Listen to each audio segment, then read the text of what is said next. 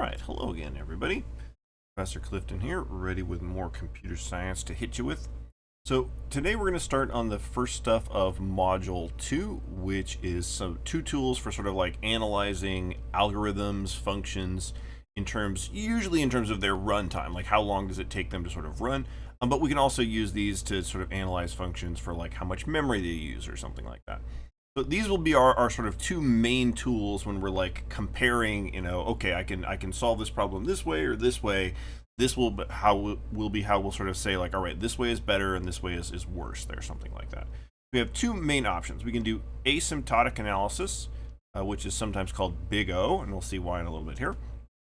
Or we can do stepwise analysis, which is a little bit more of a sort of specialized kind of tool there like that. So in asymptotic analysis, it's a little bit more sort of approximate. We're not looking at like the tiny details of how sort of something works. We're kind of looking at like a kind of big picture thing here.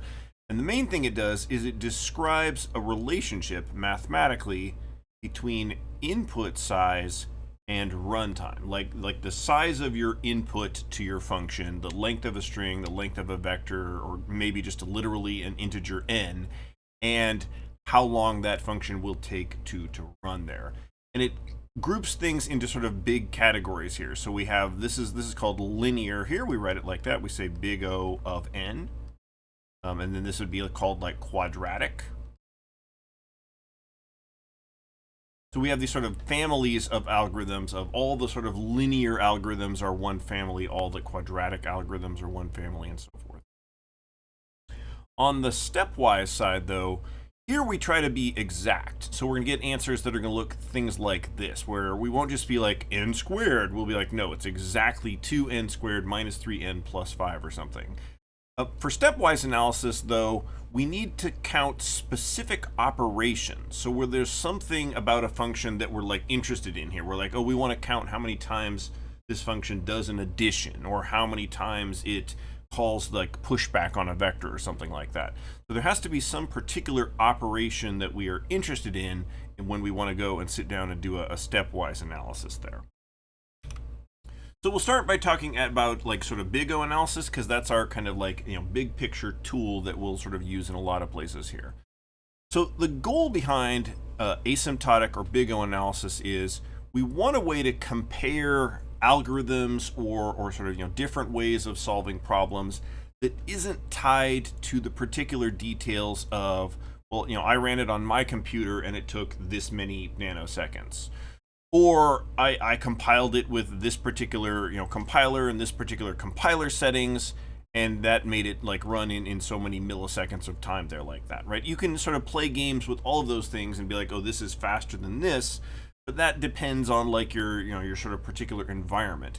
We want something where we can just look at the code and say, oh, this one is better than this one. So we want to describe how does changing the input size, like increasing the input size, affect the runtime. If I double my input size, if I double the length of a string, or I double the size of a vector, how does that change the amount of time that function will take to run?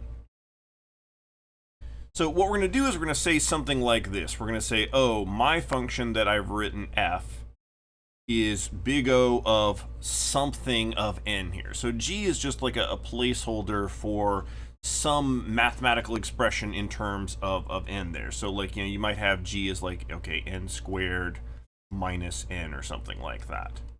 So something just in terms of n.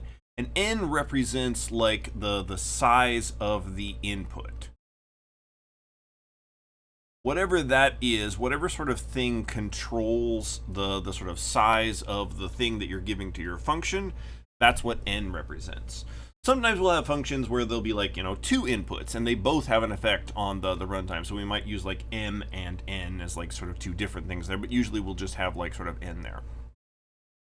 So the mathematical definition of this is if you say f equals big O of g of n, what you are saying is the real runtime of f, like if you were to actually measure the runtime of f, or like, sort of count up the number of operations that it performs, is less than or equal to k times g of n here, where k is some number that is greater than 0, and then that has to be true whenever n is bigger than some other number that we call n sub 0 here, like that. So you'll notice that like up here, when we use it, we don't actually see k or n sub 0. Like those are kind of hidden in the background. If you want to like, prove that something is big O of something, you have to figure out what those two things are. But when you actually use it, they don't sort of show up there like that. So what do k and n sub 0 represent? Like what sort of purpose do they sort of serve in here?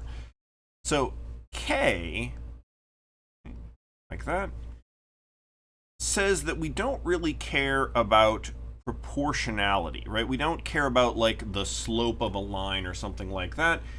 If we're just doing, 2 times g of n or 7 times g of n or g of n over 1,000, those get folded up into k. So like whatever the slope of the thing is, we don't care about that sort of thing. They all sort of count the same there like that. The other thing we don't care about is we don't care what happens for small inputs here. So when like your input is small, all sorts of things have an effect on the runtime. Like all the little sort of details of like stuff that happens affect your runtime there. But when your input gets bigger, only the sort of big picture things like loops and so forth, have an effect, and all the little things kind of fade into the background there. So that's the idea of n sub 0, is it's sort of captures the idea that we only really pay attention when n is big enough here. When n is larger than n sub 0, that's when we sort of like start looking at like what's going on, and that's when we sort of require this relationship here to hold. When n is smaller than that, like whatever could sort of happen there like that, but there is some point at which like, okay, the real picture sort of like emerges, and n sub 0 is that point. It's the point at which we sort of start paying attention and start having a requirement there. If you've had calculus before, then there's an alternate definition that like might make more sense to you, which is if we say that f is g of n, what we're really saying is that if you take the limit as n goes to infinity of f's real runtime divided by g of n, then that limit is going to be a finite number, right? It's going to be a number between 0 but not including infinity. Right? It's not allowed to come out as infinity. It's going to come out as some actual sort of finite number there like that. And usually, like if you sort of do this with a couple of the examples that we're going to plug in a second here, you'll end up with like an improper limit that is like 0 over 0 or infinity over infinity, and so you have to sort of like use L'Hopital's rule and all that stuff here. So if this, again, if you've had calculus and you've seen L'Hopital's rule and this seems familiar, like it's because under the hood it is using this sort of same kind of definition there. It's sort of the same rules kind of apply. So when you go to use big O analysis, there's like sort of 3 things you need to know that basically let you simplify stuff inside of a big O here. So if we have a function and we want to say like what is its big O, all we're going to do is we're going to add up the big O runtimes of all the stuff inside it, all the statements inside it. So if you have a function that's like, okay, do this, do this, do this, do this, you just sum up the big O's of the things that are inside of it there like that, right? Like the total time that it takes a function to do something is just the sum of the time that it takes for all the stuff inside of the function to happen there like that. Now, if you're inside of a big O, you can replace any constant with 1. So if you have something like, big O of 7n, you can simplify that to just big O of n. You can just replace the 7 with a 1, and then you're sort of ready to go. And what's happening is in the background, right, we're folding that 7 into k, but k doesn't show up over here. K doesn't show up in the sort of final form of it there. So we can take any constants that we sort of see and just kind of fold them, hide them away inside of k, and then they don't show up inside of the big O there like that. And then the final one is, since when we have a function, we sum up the stuff inside of the big O. So we're going to end up with lots of big O's that are like something plus something else plus something else like that, right? So whenever you're inside of a sum in a big O, you can drop everything except for the fastest growing term. So like n squared grows faster than n cubed grows faster than n squared. So you look for like the worst thing inside of the big O, and you just throw away everything else. So if you have something like, big O of n squared plus n, we drop the n because the fastest growing term is the n squared, and then that just becomes big O of n squared here. So these second two things here, right, these let us simplify stuff within a big O pretty easily, right? Like you'll sort of pretty quickly get the handle of like sort of applying these simplifications. And then you'll kind of like see like, oh, okay, what do I need to pay attention to when I do a big O analysis on a function here? So here's some examples, right? Like I showed on the previous slide here, if you have just a straight constant multiple like 5n, you can just throw away the 5, replace it with a 1, and that just turns into O of n. This even applies if you just have a constant, right? So like if you have a function that's just like, okay, do this, do this, do this, do this, and none of those depend on the input size, your function might have 17 statements inside it, but you can simplify that by just replacing the 17 with a 1 there like that. Again, like I showed on the previous slide, you can drop the sort of slower growing terms. So n grows slower than n squared. So you can simplify that down to just O of n squared.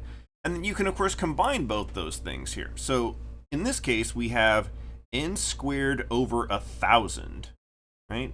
So that is a parabola that grows really slowly. If we were to sort of like plot this out, right, this n squared over 1,000 is going to be something that's like that, right?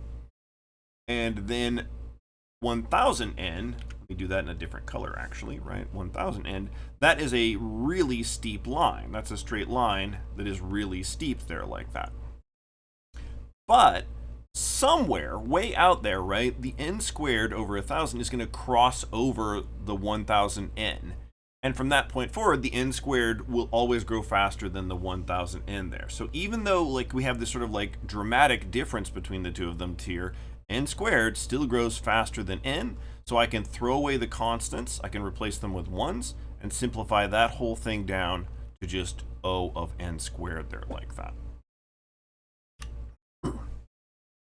So let's do an example. Like I won't normally require you to do this anywhere, like on a test or anything, but let's just to sort of like make the math more concrete, let's do an actual proof that 5n plus 7 simplifies down to just O of n here.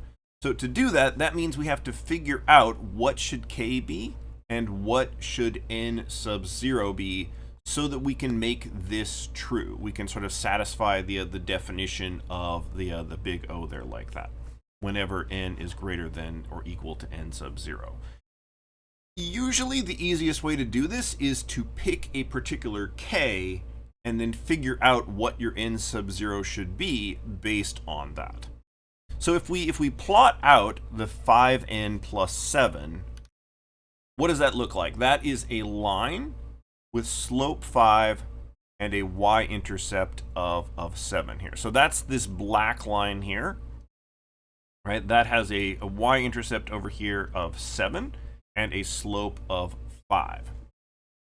So what we're looking to do is we're looking to find a k so that the lines intersect, and then n sub 0 is just the point of intersection. Like we're looking to make a line that goes above the black line there like that.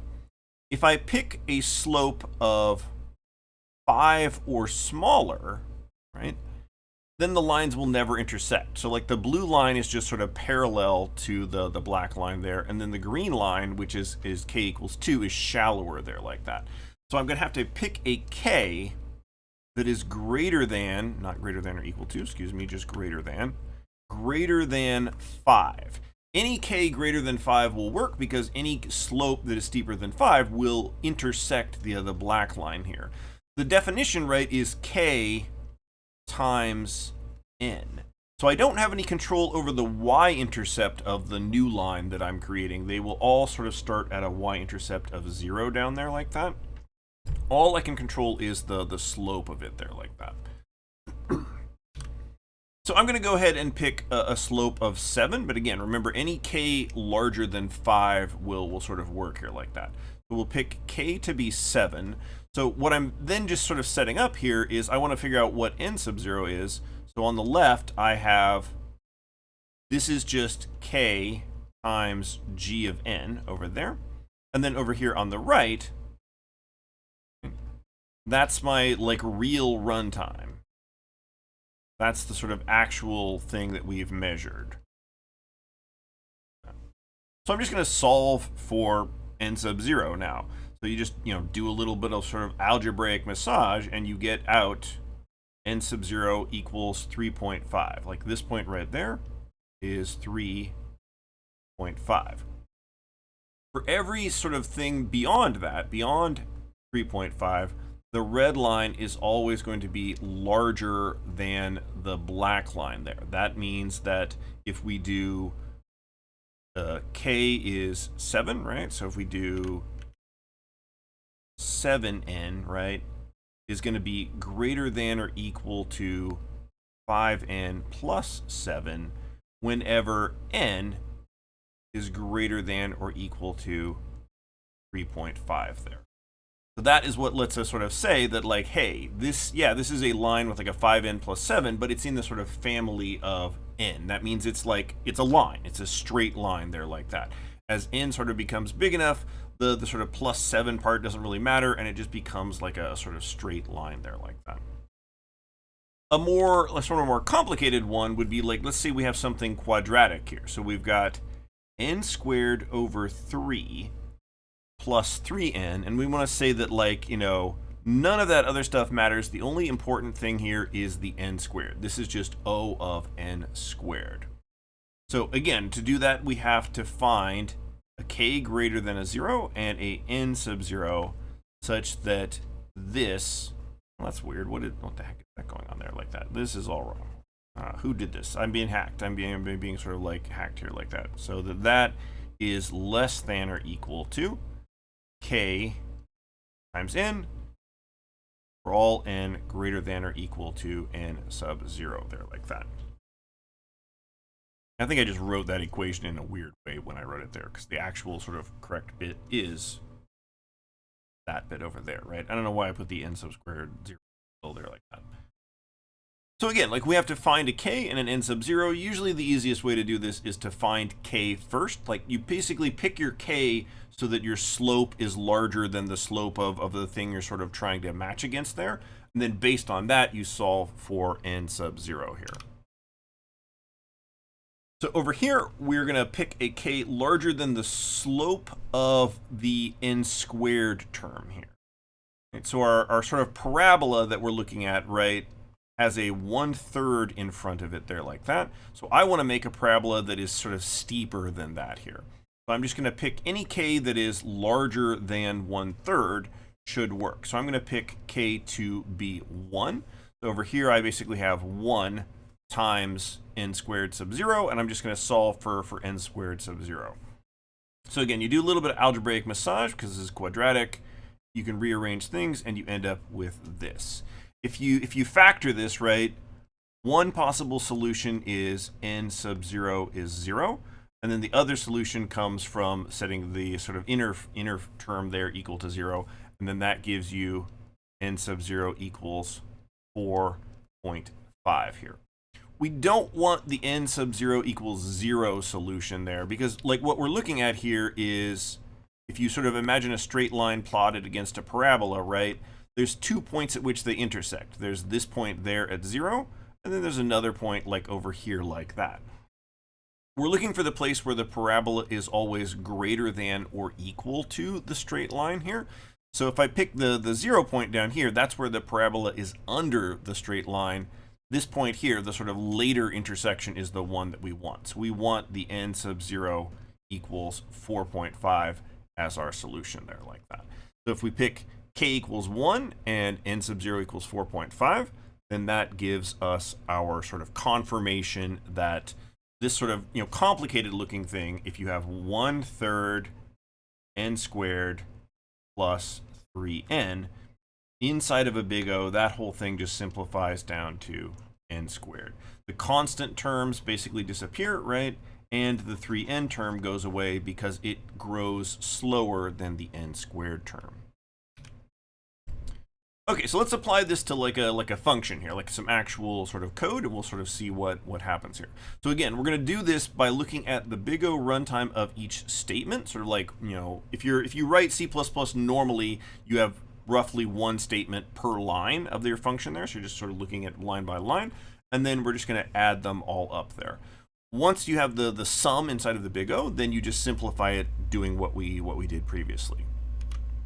So we're going to do this with just a function to compute the average of a vector here.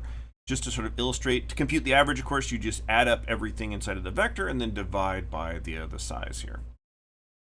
So again, we're just going to go through this function line by line and say what is the big O of each line. Now, an easy thing to miss is the big O of getting the parameters into the function. Like, it takes some time for your function's parameters to go from whatever other part of the program they're in and get moved into the function itself here. So here we're passing our function as a reference, which means that it takes a constant amount of time. But if I had done this not as a reference, but as just a regular old vector of floats, I spelled that wrong like that, there, that, then we would be making a copy of the vector, and making a copy of a vector takes time proportional to its size there. So it's important in this case that I do the reference here because that makes this O of 1 and not like O of n there. Okay, the next two lines, right, we just have a couple of variable declarations here. So those are both sort of O of n. As long as you're declaring like a simple variable, a float, an int, or whatever like that, those are just going to be sort of O of 1 there. So that's sort of nice and easy. Now we come to the while loop that actually loops over the vector and adds up all the stuff inside of it here. So when we have a loop, we analyze them from the inside out. So we look at the big O complexity of the stuff that we do inside of the loop and say, like, what is it? And then we're going to multiply that by the number of times that the loop runs. So the stuff inside the loop, again, is just all simple operations. We're just accessing the ith element of the vector. A vector is like an array. Accessing, like, the subscripting off of a vector takes a constant amount of time. We're doing an addition here. We're doing an increment here. Those are all sort of nice O of 1 simple operations there. Now, an easy thing to miss is the condition on the loop, right, where we do I less than size. That happens every time the loop sort of cycles around, so that is technically inside of the loop. Like, if my loop condition was something that took, you know, O of n time, I would be multiplying that by the number of times that the loop runs here. So in this case, this counts as O of 1 there, but it's something to sort of like pay attention to. Like, you don't want your loop condition to be something complicated that takes a huge amount of time to compute there. So now I've gotten all the things inside of the loop. So we can say, like, what does the stuff inside the loop take to run? So it's just O of 1 plus 1 plus 1. So the body of the loop, the runtime of everything inside the loop is O of 1. But we're not yet looking at, like, the number of times that the loop runs. So this loop runs n times. I starts at 0. We go up to, we stop when we hit size. So that's going to be n times the O of 1 inside of the loop there. So the runtime for this loop is O of n there, like that. That's the total runtime for this thing considered, like, as a whole there. After that, again, like, you know, down here we've got a division. We sort of like got the size of the vector. Both of those are sort of simple operations. So those are O of 1. And then we're just returning a float. So that is going to be O of 1. Now, again, like, an easy thing to sort of miss is if we're returning something like complicated, like we're returning a vector or a string, depending on how we do that, that might require us to make a copy. That might require us to sort of copy the vector from inside of this function into some other vector that exists somewhere else, and it could be an O of n. So, like, just because you see a return statement doesn't mean that it is always O of 1. It depends on what you're returning and how you're sort of returning it there. So it's something to sort of pay attention to. All right, so now we've got like the O's, the big O's of everything inside of the function. So we can just sum them all up here. So this plus this, this plus this plus this, this plus this plus this gives us this sum right there. But of course, what happens to all those plus ones? They all are sort of smaller growing, like they don't grow at all, right? Than the n that makes up the loop. So we drop all the plus ones and we just get the O of n there. The sort of, the moral of this story, right, that you can sort of like infer from this is if your function has a loop in it, pay attention to that. Like that's going to be the sort of thing that is going to kind of like, determine your overall runtime. All the other simple statements around it, those are going to kind of fade into the background there. Now, all this other stuff that we're doing, right, like these O of 1 things out here and these ones down here, those, it's not that those don't take any time. Like those do take a small amount of time to run there like that. So our actual runtime is maybe something like, 3n plus, let's say 4 or something like that. If you were to plug in like a relatively small vector, then this plus 4, like the time that it takes to do the variable declarations, that it takes to do the division and so forth there like that, that would have an outsized effect on your measured runtime. Like if your vector size is small, the number of times that the loop runs is going to be sort of influenced by these other things here. But as your vector becomes bigger, these sort of like plus 4 things, those are kind of going to fade into the background, and the loop is going to kind of like have its main effect on the runtime there. So that's why we sort of ignore those like little things here. We ignore the things that only happen once, and we only start paying attention when we hit some n sub 0, some point at which like all the minor details kind of fade into the background and the big picture sort of emerges from it there. So you can draw a few morals from this, right? Like the sort of simple operations are basically free, right? You could throw as many O1s in there as you want, and they just sort of kind of get it swallowed up by the O of n. But whenever you see some kind of a loop, you want to pay attention to that. You want to be sort of like looking at it as like, because that's where your O of n's, your O of n squareds and stuff are going to kind of come from there. In C++, though, there's lots of ways to write things that look simple, but that aren't. So you kind of have to pay attention, right? Like let's say I do a variable declaration for a vector here, but I want to make it the same size as my v up here like that. So this is saying I want to create another vector called data, and I want it to be the same size as v, but I want to fill it with zeros. So the runtime for this is actually O of n, because we have to do the work to fill this vector with zeros. Like under the hood of the constructor for a vector, there is a loop that is filling in this vector, the data vector, with zeros there. So you can create things that look like they're just one line, but under the hood, they're actually involving like sort of loops to sort of like, loop over something and fill it with something or check something like that. So it might actually take O of n time. You have to think a little bit about like, all right, what is actually happening when we sort of do this here that makes this sort of happen there? Now, every once in a while, like sometimes we'll have a way of making a function run faster or slower, like in different big O's, depending on the input data. So we call those like the best and worst case. Best is like fastest, worst is slowest. They're like that. Now, a common mistake is to think that like, oh, the best case is when the vector is empty or the string is empty, like when n is 0. That's never what we're talking about here. So the size of your input, like your n, that's always kind of something that you're not allowed to touch. Like you sort of hands off there like that. N is always an unknown. It's a variable, we don't know what it is. The best and worst cases are based on changing the stuff in the input, like the values in the vector or the characters in the string, but you're not allowed to specify a particular size. So we can say, oh, the best case is when the vector is filled with zeros for some function there like that, because that's not tied to some particular size. We're not saying like, oh, when n is 12. We're saying like, no matter what n is, if you fill your vector with zeros, that makes the function run faster for some reason there.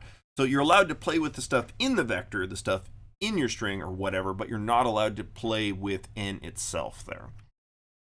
So let's see an example of one of these here.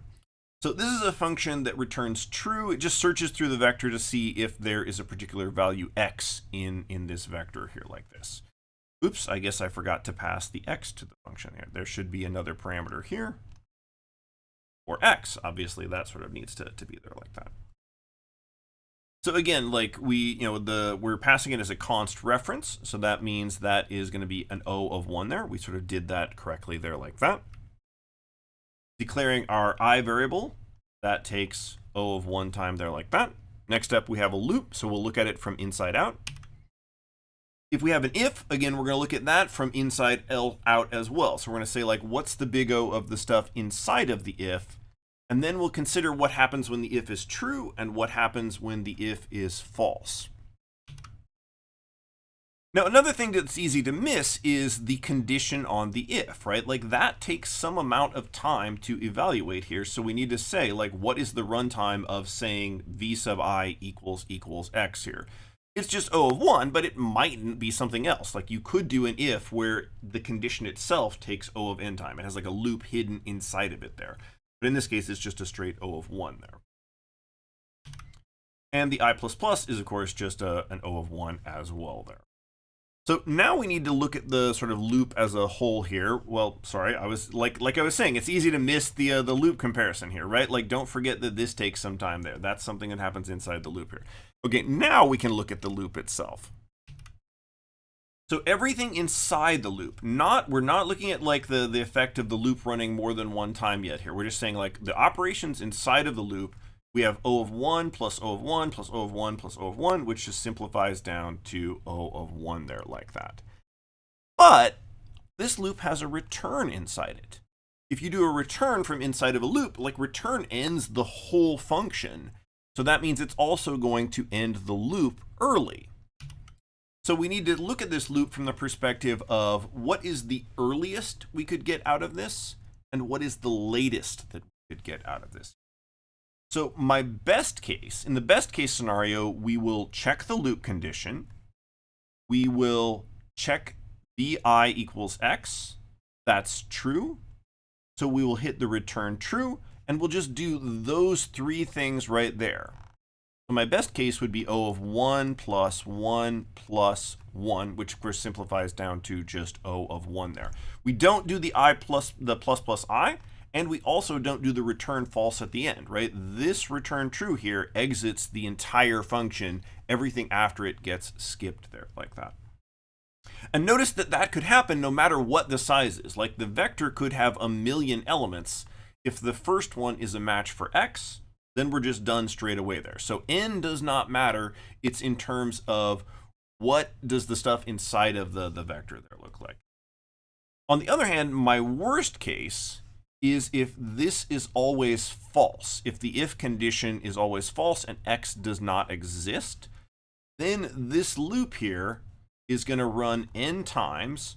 We do n times O of 1 plus O of 1 plus O of 1.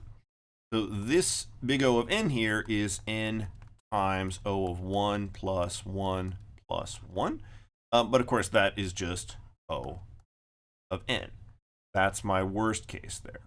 The loop runs all the way to the end. I never get to take the sort of early off ramp of the return true inside it there. And again, notice that that doesn't mention a specific n. It just says if x doesn't exist, the loop runs all the way to the end there like that. So the fact that like from this loop we have distinct best and worst cases, that kind of bubbles out to the entire function here when we're done. So down here at the end, our return false is O of 1, again, because we're just returning a bool. We're returning a simple value. We're not returning something that's sort of like complicated that takes time to move from out of the function here. So for the whole function, we have to look at our sort of two scenarios here. My best case for the loop is O of 1. So if I do the best case for the whole function, that's going to be O of 1 plus O of 1 plus O of 1 for the loop, plus nothing else. We don't do this and we skip that. That gives me my best case overall is just the things that we sort of highlighted in blue here. On the other hand, my worst case, I'm going to do this. I'm going to do this. I'm going to do the worst case from inside the loop. And if I run the loop all the way to the end, then I do the return at the very end there like that. So if you add up those things, you get this worst case over here, 1 plus 1 plus n, but of course the plus ones fade away, and we're just left with O of n. So our best case for this function is O of 1. When does that happen? That happens when the first element of the vector is the thing that we're looking for. And then my worst case, when does that happen? That happens if x doesn't exist at all. It's not in the vector anywhere. And again, notice that neither of those best or worst cases, they're not like, oh, when n is 0, when the vector is empty. Like that, the size of the vector is off limits to me. I can only fiddle with the stuff inside of the vector there. So we can, sort of sum that up like this, right? And again, these don't care about n. Like you can plug in any particular n, and these best and worst cases will still sort of apply here like that. Now, one thing to sort of notice real quick, right? Let me sort of back up here, right? What if instead of passing the parameter to the function as a const reference, I had passed it as, scribble this out here like that, right? Just a plain old vector like that. If I had done that, then this up here would have been O of n, which means I would have an n here, like that, which means that even though the rest of the stuff is O of 1, I would always have an n term in there like that. So that would basically eliminate the sort of speed up that my best case would normally give me. I wouldn't end up with the best case of O of 1, I would end up with the best case of O of n there like that. So if I had messed up the way that we passed the parameter in here, the fact that I have this like sort of early return in there wouldn't help me. I would have already spent O of n time just getting the vector into the function, and the fact that I get to quit the loop early wouldn't matter. Like I've already done an O of n loop to copy it into it there. So how we pass our parameters into the functions can have a big effect. If the sort of natural runtime of your function is O of 1, but you're copying your vector in, you're basically throwing away the speed up that you got there.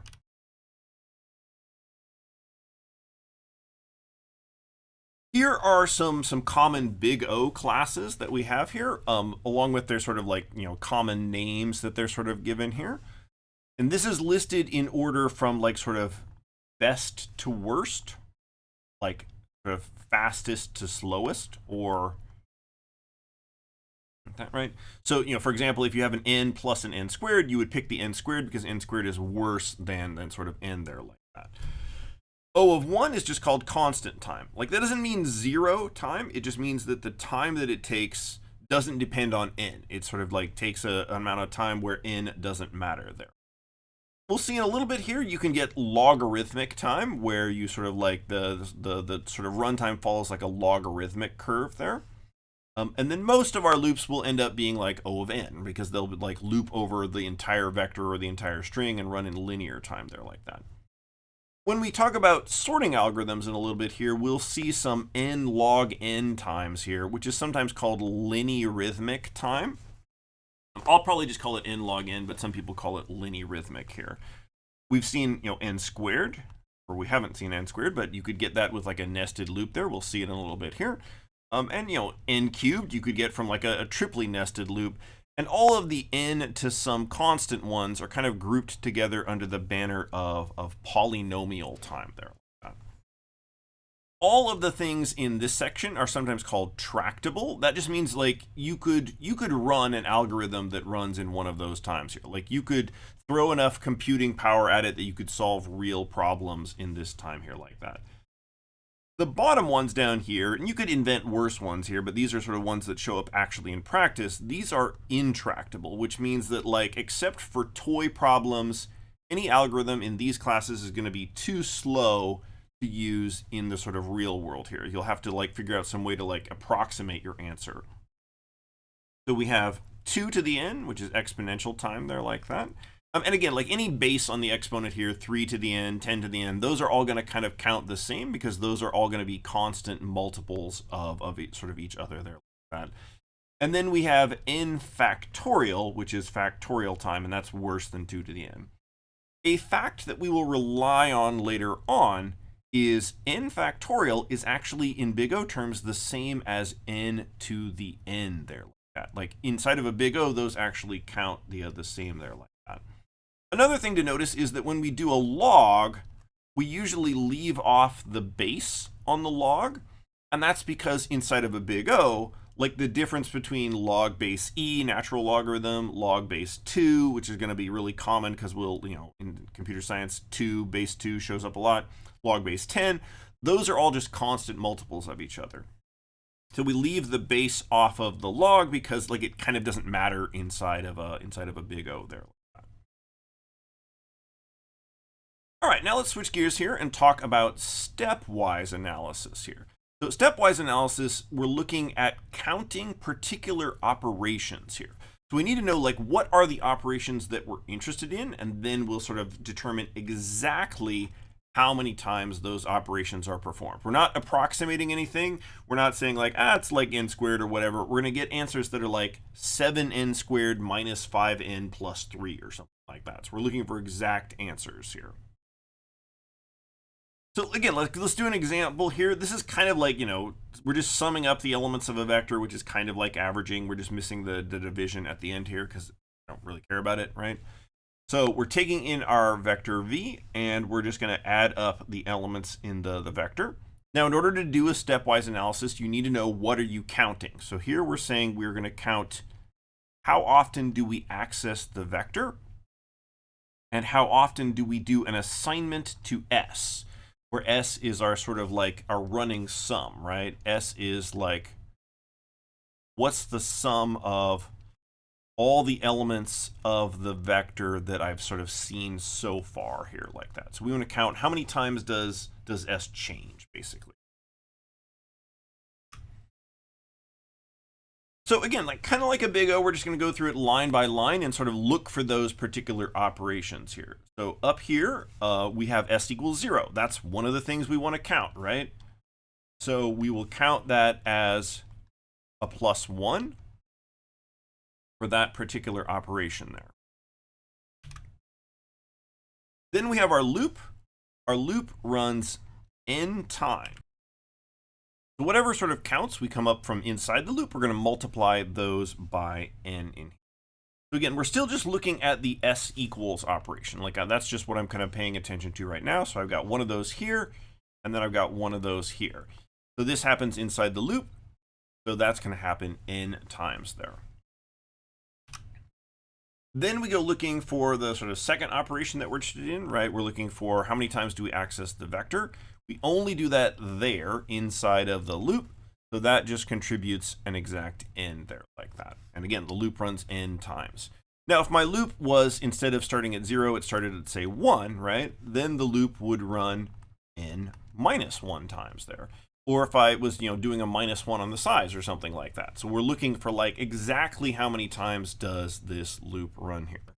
So our final answer for this whole thing here is how many times do we assign to S? We do it exactly 1 plus n. We're not going to simplify that down to just n. We're not doing big O stuff here. We want to know that we're doing a +1 on that there like that. How many times do we access the vector? We access the vector exactly n times there. Those are what our answers for like a stepwise analysis are going to look like.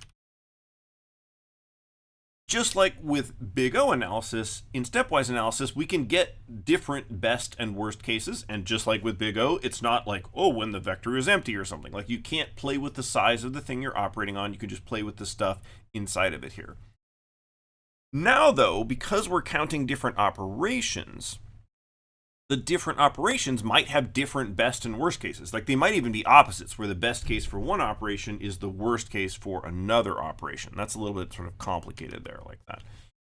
So here we're going to check a function to determine if a vector is sorted. Like, are the elements of it in like ascending order? So that means like, okay, v0, right, is less than or equal to v1, and then v1 is less than or equal to v2, and so forth all the way out to the end of the vector.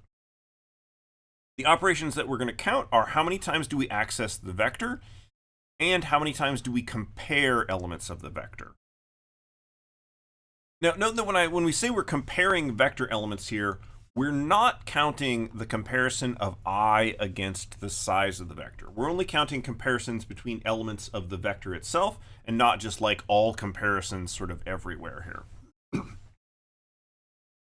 So the way that we do this is we loop over the elements of the vector. Now note that we're starting at 1 here. We're not starting at 0. And we're comparing the ith element to the element before it here. Imagine we have a vector that goes like this, 1, 2, 3, 4, like that, right? So I is going to start at 1. I is going to start right there. So this is v sub I, and then the one before it is vi minus 1. So in this case, is this condition true or false? Is v sub I, which is 2, less than v sub I minus 1? No, that is false. So that means we're going to skip over the return false, and the loop is going to run again there like that. On the other hand, if we have a vector that is not sorted, if we have, let's say, 2, 1, 3, 4, that, right? Again, I starts here at 1. So this is v sub I, and then this one here is v sub I minus 1. So is v sub I less than v sub I minus 1? Yes, it is. That's true, right? So in that case, we're going to go in here, we're going to hit the return, which is going to exit the whole function and end the loop early. So that's why we have best and worst cases here is our loop has like an off ramp that lets us get off earlier than just going all the way to the end there like that. Okay, so we're looking for these operations here, and we want to say like where do they occur here. So if I sort of color code stuff, right, where do we access the vector? We do that twice as part of the comparison. And then where do we do the comparison? We do the comparison right there inside of the if statement there like that. Now, what's my best case? My best case is the one that I just showed where the first two elements are out of order. So if v0 is less than, if v1 is less than v0, then that is true. So if v1 is less than v0, right, we get to take the return false. Now, to get there, right, we've done this. We've done this comparison. That means we've done 2 subscripts on the vector and 1 comparison of vector elements. So that's my best case, is 2 lookups in the vector and 1 comparison there. Now, my worst case is if the vector is sorted, if it's like, 1, 2, 3, 4, 5 or something like that. In that case, this comparison is always going to be false. If that's false, we skip the return, and the loop just sort of keeps cycling around there like that. Because we started the loop at 1, this loop runs n minus 1 times here. So the stuff that we have inside of the loop is going to happen however many times it happens inside of the loop times n minus 1. So we have 2 vector subscripts times n minus 1, and then we have 1 comparison times n minus 1 inside of it there. So that is my sort of worst case there. Now, a lot of times, the reason why we do the stepwise analysis is because these operations are things that are slow, and we want to figure out how to like reduce the number of times that we do them. So is there any way that we can reduce either the number of vector subscripts or the number of comparisons? We can't reduce the number of comparisons, but we can reduce the number of times that we sort of look at the vector. So if you think about like what we're doing, okay, is v1 less than v0, right? And then the next loop iteration, if that is false, we'd say, okay, is v2 less than v1? So we're looking at v1 twice, and then the next one we're going to do is v3 less than v2. Now we're looking at v2 twice. We're doubling up on the sort of elements in the middle of the vector there like that. So instead of doing that, what if we just save the value of v1 from one loop iteration and then reuse it the next one? So that's what we're doing here, is we're sort of grabbing the sort of previous value here like that so that we can reuse it at the end of each sort of loop iteration there like that. So that means inside of the loop, I only look up each element of the vector once. I still have to do one comparison per loop, and the loop still runs n minus 1 times, but I'm only doing one vector lookup per loop iteration, not two. So that doesn't change the best case. In the best case, we still have to look at the first two elements of the vector and be like, hey, these are out of order, and then return false. But it does change the worst case here. So this only does n vector lookups in the worst case instead of this sort of 2n minus 1 over there like that.